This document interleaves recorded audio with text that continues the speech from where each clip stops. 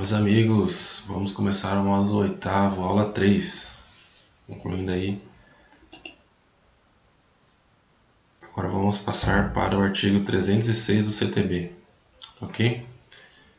Por que o artigo 306? A gente mudou lá do artigo 165 para o artigo 306 do CTB. O CTB ele dispõe sobre o crime, ok?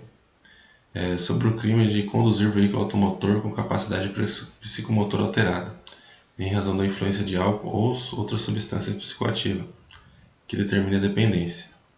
Okay? As penas: detenção de 6 meses a 3 anos, mais multa e suspensão, proibição de obtenção da permissão ou habilitação para dirigir veículo automotor. Parágrafo 1º. As condutas previstas no caput serão constatadas por aí os exames, né? Concentração igual ou superior a 0,6 dg de álcool por litro de sangue, ou igual ou superior a 0,3 mg de álcool por litro alveolar. Sinais que indiquem, na forma disciplinada pelo CONTRAN, alteração da capacidade psicomotora. Mais uma vez, é sinais, tá? Não é só sinal, ok? Aqui, ó, sinais.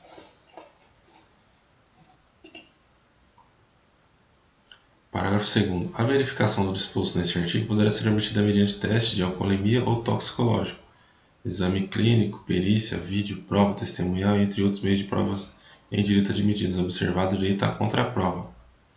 Entendeu? Então, tá bem claro, observado o direito à contraprova. Por quê? Porque esses exames eles são feitos, né, sobre o crivo ali do contraditório, entendeu? Se você fez um vídeo e tem outro vídeo falando que não está nessa situação, ou exame clínico e você sai dele e vai para outro, é tudo provas ali que podem ser feitas ali para ajudar lá no convencimento do julgador, ok? O CONTRAN disporá sobre a equivalência entre os distintos testes de alcoolemia ou toxicológico para efeito de caracterização do crime tipificado neste artigo. Poderá ser empregado qualquer aparelho homologado pelo Instituto de Metrologia, Qualidade e Tecnologia em Metro para determinar o previsto no caput. Mais uma vez aqui, o aparelho ele tem que estar certificado, tá ok? Então, ele tem validade, né? Ele tem uma resolução em metro, e quando você é soprado o bafômetro, sai um extrato, e lá tem o aferimento dele lá, quando que foi feito. Então, sempre observar aí a data do aferimento do aparelho bafômetro.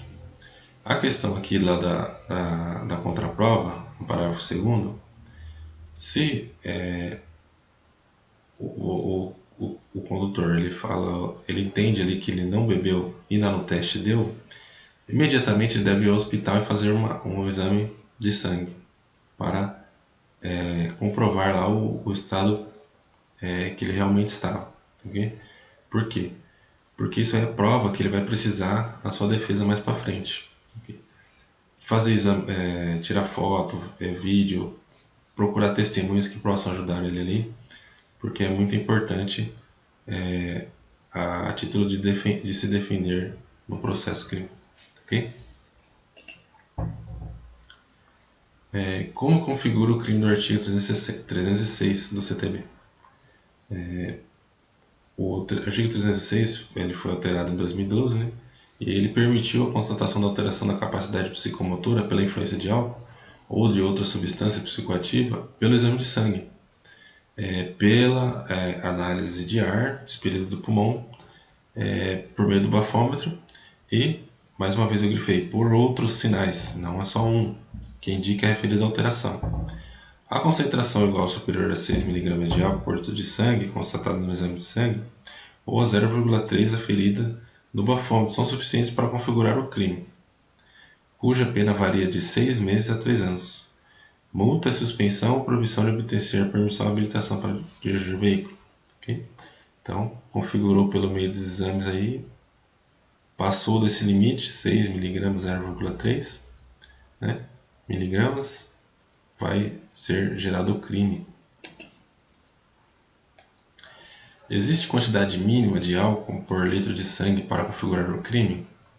Então, como eu falei, não existe essa obrigatoriedade de mensuração da quantidade de álcool no organismo do condutor. Tendo em vista a redação do artigo 306, exige a quantidade mínima de 6 decigramas de álcool por litro de sangue. Com o advento da lei, né, 2760 de 2012 e a resolução também 432 de 2013, passou a ser punível, né, criminalmente os condutores que são flagrados sobre a visível influência de álcool, entendeu? Então, mesmo que não houver lá a questão dos 6 decigramas, ele tiver pela visível influência ou, né, que se recusa a submeter aos testes, sendo possível, segundo o parágrafo 2º, a configuração do crime até mesmo por meio de vídeo ou prova, né, testemunhal da condição do acusado, entendeu? Então, não é muito usual, mas é punível sim por outros meios de provas, entendeu? Então, não existe a obrigatoriedade da mensuração, só para ficar claro, tá? Houve alteração na pena do crime de embriaguez ao volante? Isso é uma outra dúvida muito comum, a gente sempre esbarra nela. Com o advento da lei, né, 13.546 de 2017, houve uma confusão, né, sobre a alteração ao crime tipificado no artigo 306. Tá? O porquê? É porque houve um agravamento de outra pena. Né? A lei 13.546 ela trouxe um agravamento de outra pena. O que de fato não ocorreu. Né? Sendo a referida lei, ela agravou a punição do condutor embriagado, né, quando tiver praticado a lesão corporal ou homicídio culposo. Então ele não alterou a pena do artigo 306, ok? Quando ele não causar dano algum, dano a pessoas, né? Ok? Então, quando ocorre lá o crime de lesão corporal, homicídio na direção e aí ocorrer embriaguez, aí sim houve uma alteração, né, pesada aí para esses motoristas que cometem esse tipo de crime. Assim, o artigo 306 permaneceu com a redação que lhe foi dada pela Lei 12.760 de 2012, logo não tendo o preceito secundário, né, da pena sofrido alteração. Okay? Então, só para esclarecer aquela dúvida do pessoal que falou, mas a pena não aumentou lá para 5 a 8? Não, houve sim esse aumento, mas foi no crime de lesão corporal e homicídio culposo. Okay? Quais foram as alterações da Lei 13.546 de 2017 com afeto ao CTB? Aqui mais uma vez, para esclarecer. As alterações em relação aos crimes em espécie da Lei 13.546 promoveu nos crimes de homicídio culposo, no artigo 302 do CTB, e lesão corporal culposa, 303 do CTB, praticados na direção, né, do veículo, no tocante especial quando configurada, né, o consumo de álcool e outras substâncias, né. Aí aqui a gente vai ler aqui a tipificação, como é que ficou. Praticar homicídio culposo na direção de veículo automotor, pena de detenção de 2 a 4 anos e suspensão de proibição, né, de obter lá a permissão de habilitação do direito de dirigir. Aí aqui ele vem e fala a questão específica da influência, né, de álcool. Se o agente conduz veículo automotor sob a influência de álcool ou de qualquer outra substância psicoativa que determine dependência, as penas de reclusão passam do mínimo de 5 a 8 anos de suspensão, ok?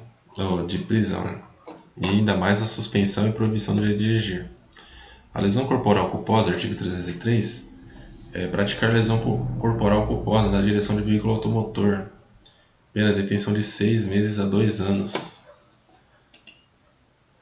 Se for praticada sob a influência de álcool, a pena passa de 2 a 5, ok?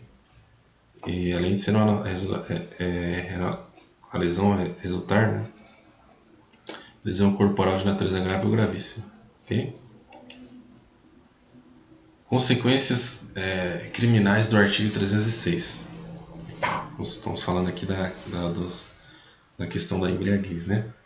Ao superar a questão da lei 13.546, vimos que continua sendo possível, portanto, a autoridade policial arbitrar fiança, né? Por conta do tempo de pena, né? Eis que a pena máxima não ultrapassa 4 anos, ok? Artigo 322 do Código de Processo Penal. Então, quando for o artigo 306, você está associando alguém ali, precisou alguma família, mas ele está preso por embriaguez e tal, não, mas não tem fiança e tal, mas você já pega e já conversa para ver, para adimplir a fiança lá para liberar o rapaz. A suspensão condicional do processo, né? Isso é um benefício lá da Juizada Especial da Fazenda Pública, já que a pena mínima combinada não ultrapassa 1 ano, tá? Para ter direito a essa suspensão condicional, não pode ultrapassar 1 ano. Em caso de condenação, substituição da pena privativa de liberdade por restritiva de direito, né? Esse benefício é quando a pena aplicada não for superior a 4 anos e o crime não tiver sido cometido com violência ou grave ameaça, artigo 44, ainda em caso de condenação, será possível o cumprimento da pena em regime aberto, né? Então ele pode fazer substituição e também cumprir em regime aberto, desde que a pena se mantenha no patamar, né, mínimo, máximo, né, de 4 anos. E também ele não pode ser recidente, ok? Fica atento aí. Então, como eu falei para vocês, a consequência é criminal e essas são as possibilidades aí de responder aí esse crime aí sem precisar aí, ser recolhido, ok? Aqui eu vou voltar e vou fazer um adendo. Você que vai trabalhar, não é um advogado que vai trabalhar para você mesmo ou que vai fazer esse recurso para você. Você faz as defesas, né, administrativas conforme o nosso material de apoio, e quando precisar, né, aqui da defesa, faz uma parceria com quem for abrir um negócio, né, faz uma parceria com um advogado, porque aparece muitos casos do artigo 306. Então, se você não tiver habilitação, né, não for um advogado, aí liga nos escritórios, né, faz essa proposta lá para o advogado, ok? Aí, aqui eu sugiro o ganha-ganha, né? Você ganha uma parte, o advogado ganha outra. E, é claro, se não dependesse de você, ele não ia receber o serviço. Então, é muito importante aí. Eu acredito que não vai ser difícil fazer uma parceria para atuar nesses tipos de serviço aqui, ok? Um grande abraço, até a próxima aula.